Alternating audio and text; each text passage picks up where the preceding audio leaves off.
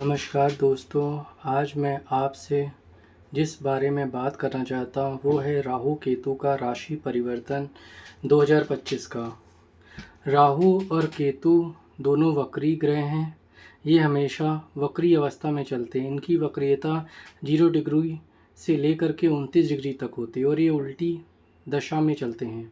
2024 में राहु जो था वो आपके मीन राशि में था। आपके इस राशि में 12वें भाव में राहु था, इस हाउस में था। और केतु आपके कन्या राशि में था, आप कह सकते हैं इस भाव में था। लेकिन इस समय 2025 में राहु इस भाव में आ गया है। राहु आपका इस भाव में आ गया है और केतु आपके सिंह राशि में आ गया है। आपके 5वें भाव में आ गया है केतु। अब यहाँ पे देखने वाली बात ये है कि ये 5वां भाव है। 5वां भाव जो होता है आपके गर्भ का हाउस भी माना जाता है।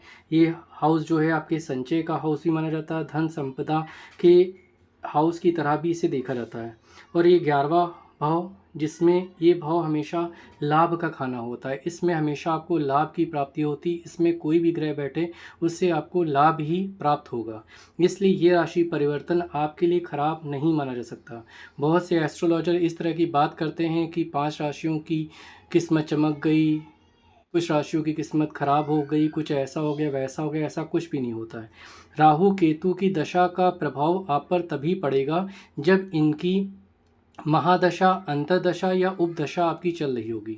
और इस समय अगर आपकी महादशा चल रही है राहु की या केतु की, अंतर्दशा चल रही है राहु या केतु की, या उपदशा चल रही है राहु केतु की, तो आप इससे प्रभावित होंगे।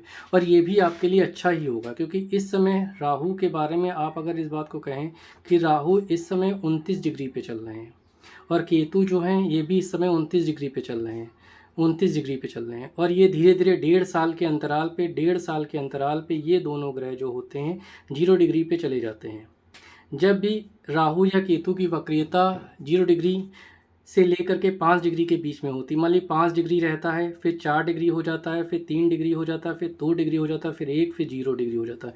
ये उल्टी दशा में चलते हैं। जैसे पहले 29 डिग्री वक्रीयता थी, उसके बाद इनकी 28 डिग्री होगी, 27 डिग्री होगी, 26 डिग्री होगी। ऐसे घटते घटते ये 10 डिग्री, फिर धीरे धीरे घटते 5 degree, 4 degree, 3 degree, 2 degree, 1 degree और आखिरी में शून्य अवस्था में चले जाते हैं।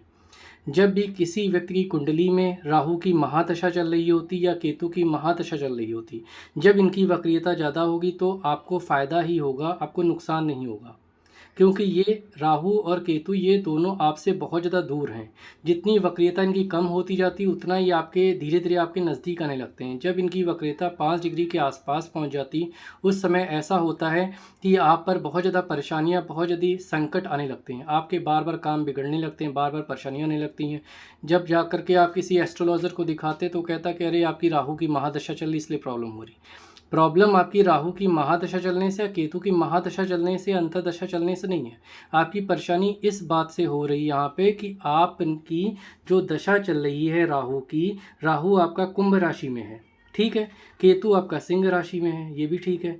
लेकिन यहाँ पे परेशानी ये है कि उनकी वक्रीयता कम होगी, वो धीरे धीरे आपके सर पर आकर के बैठ गए। 5 degree, 4 degree, 3 degree, 2 degree, 1 degree और 0 डिग्री में आदमी को बहुत ज़्यादा परेशानियों का सामना करना पड़ता है। वो बहुत ज़्यादा तकलीफ़ों से गुजरता है। मतलब कि अगर उसकी वक्रीयता कम हो रही है। अब यहाँ पर ये भी होता है कि आपकी परेशानी किस लेवल पे जा सकती है। अगर राहु आपके किसी खराब हाउस में बैठा हुआ, मान लीजिए आपके 6ठे भाव में राहु, आपकी वश कुंडली, आपकी एक जन्मांक होता है, एक नवमांश होता है, एक वश कुंडली होती है। वश कुंडली पर आपका ध्यान ज़्यादा होना चाहिए, क्योंकि आपकी वश कुंडली तभी शुरू होती है जिस दिन आप पैदा होते हैं। अगर आप मार्च में पैदा हुए हैं, 25 मार्च को या 26 मार्च को, तो 25 मार्च के समय से लेकर के अगले 25 मार्च तक या 24 मार्च तक आपकी वश कुंडली बनती है। वश कुंडली में आपको ये देखना है कि आपकी राहु और केतु किस भाव में बैठे हुए हैं। अगर मान लीजिए राहु आपका इस भाव में बैठा हो, मान लीजिए मैं आपको ये बना करके दिखाता हूँ, एक बार आप इस चीज़ को देखिए। मैं आपको, क्योंकि इस तरह से समझाना थोड़ा आपको भी परेशानी होगी।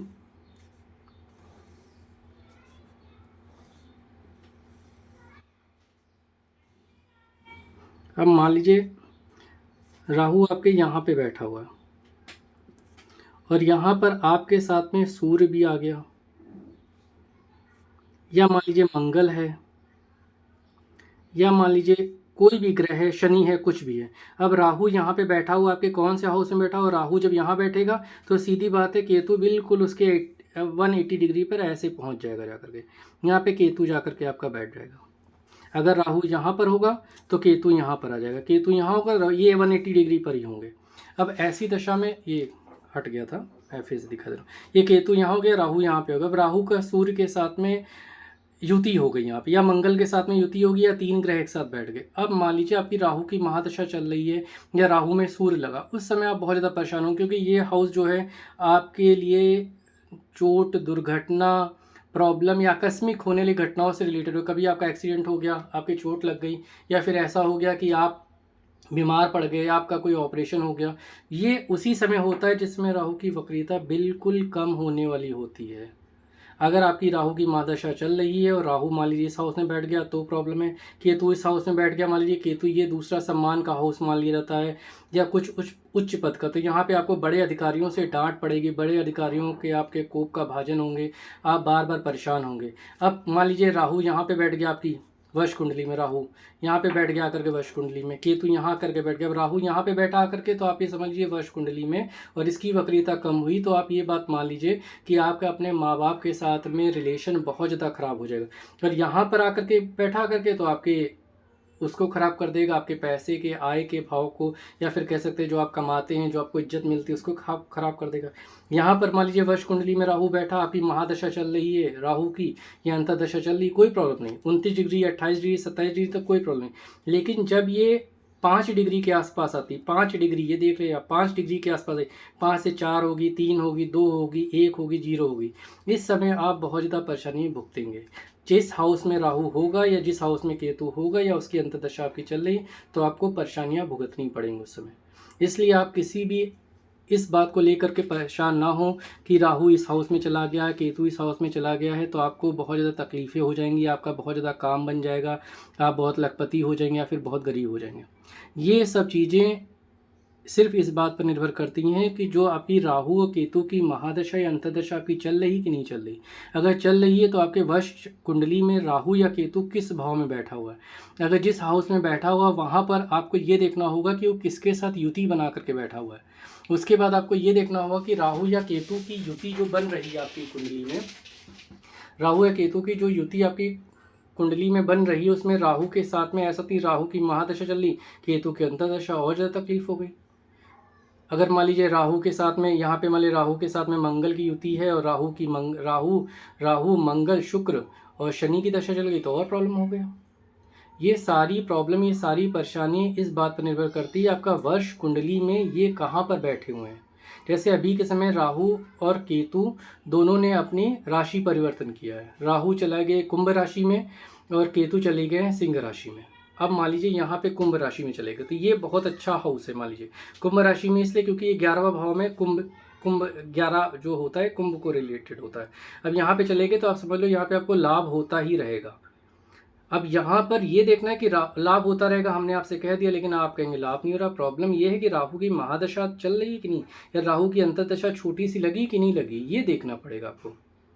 इस सब चीज़ों को जब आप देख के चलेंगे तभी ठीक रहेगा। आप ये मत समझे कि राहु या केतु के राशि परिवर्तन से आपको बहुत ज़्यादा तकलीफ हो जाएंगी या फिर आपको बहुत ज़्यादा लाभ हो जाएगा, ऐसा कुछ नहीं होगा। वो जैसे आपका सब कुछ चल रहा है वैसा ही चलता रहेगा, बस आपको उनकी वक्रीयता पे ध्यान देना है। वक्रीयता जी धीरे धीरे कम होती रहेगी, आपको परेशानियाँ होती रहेंगी। धन्यवाद।